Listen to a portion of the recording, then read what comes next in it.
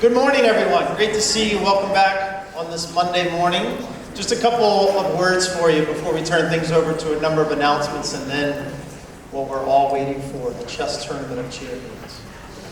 It's that time of year when we celebrate the end of another school year, and with only 12 days, yes, 12 days of school left, there are papers to write, tests to take, projects to complete, final games to play, concerts to perform, and award ceremonies, 8th grade send-off, and of course commencement for our seniors to attend. There's much to do and celebrate collectively and individually.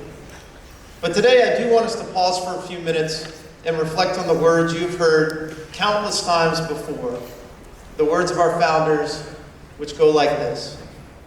Quote, academic achievement without concern and compassion for others is meaningless. What does it mean to have concern and compassion for others?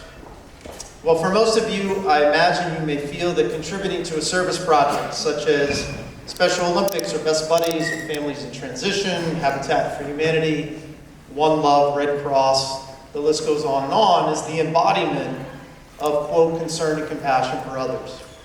And you're not wrong. Your contributions to these organizations are meaningful and important. And I know even this past weekend, many of you were walking on behalf of one of those organizations. Thank you for doing that. But our founders envisioned much more than students just contributing to local organizations who need our help. They envisioned a community where students and teachers would have, quote, compassion and concern for one another, where achieving all A's on your report card, winning a state championship, or getting into a college, much less an elite college, quote unquote, would not be more important than how we treat one another, how we treat opposing teams and guests to the school, or how we treat someone in our communities in which we live. In one of my first few years of teaching, I found myself in the office of the head of school for a meeting with one of my students and his parents. This student had developed a reputation for being unkind and rude to his classmates, to his teachers, and believe it or not, even the head of school. And we agreed, as a group of adults, that it was time to draw a line in the sand with the student and his family. Either be kind or leave the school. You can probably imagine that that was a meeting that was incredibly memorable for all involved for a number of different reasons. But the part that sticks out to me to this day was when the student had the audacity at the end of the meeting to speak up and to say, quote, so let me get this straight. You want me to be kind, but I've also often heard you say that you want me to be honest. And if I'm being honest, it would be dishonest of me to act kind if I don't really want to be kind, unquote. Instead of dismissing the student at that very moment for what felt to me like one of the most disrespectful things, although maybe honest, that the student could have said, the head of school instead said the following, quote, I know you're not a kind quote, I know you're not a kind person right now, but I know deep down you are capable of being kind. So what I'm asking you to do is to act kind. Yes, I'm asking you to fake it. I'm asking you to look a teacher in the eye and say good morning. I'm asking you to say thank you to the kitchen staff when they replenish the food. I'm asking you to hold a door open for someone when they are following you. And maybe one day you will realize that you have the capacity to be kind and that your kindness makes a positive difference to others.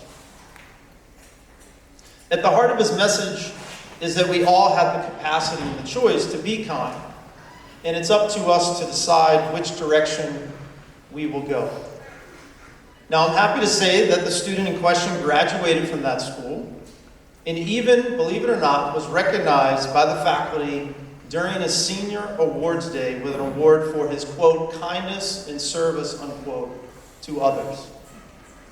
He clearly made the choice to change his behavior. It didn't happen overnight, but over time he began to see that he had the capacity to be kind and that his kindness made a difference. I'm proud to say that I can share many examples of individuals in this room and groups in this room of Derryfield students who have heeded our founder's words and contributed to promoting kindness, concern, and compassion this school year. But similar to the aforementioned student, there have also been moments this year when individuals and groups have not always been their best selves.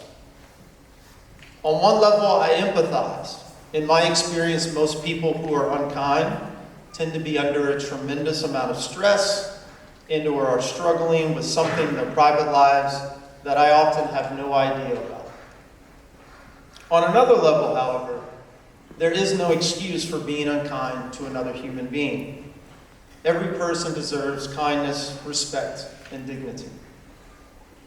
In a world too often marred by division and strife and discord, kindness emerges as a beacon of hope, a guiding light that reminds us of our shared humanity. It's a simple yet profound gesture that has the power to mend broken hearts, heal wounds, and forge connections that defy differences. Here at Derryfield, kindness is as simple as inviting someone new to eat lunch with you with your friends. Offering an encouraging word to someone who's clearly upset, or thanking your teacher after class.